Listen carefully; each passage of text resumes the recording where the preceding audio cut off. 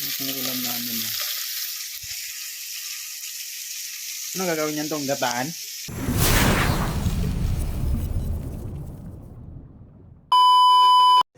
Alright guys, nandito tayo sa ating sasakyan at tayo nagluluto dahil ay tayo po ay naghihintay na maibaba.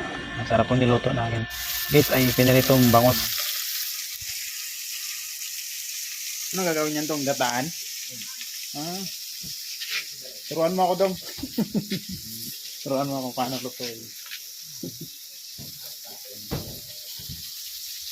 Pirituhin muna pala bago anuhin.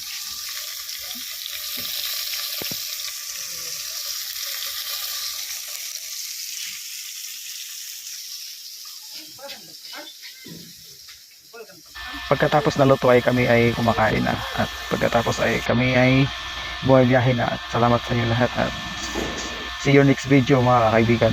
Maraming salamat. Thank you for watching. Bye bye.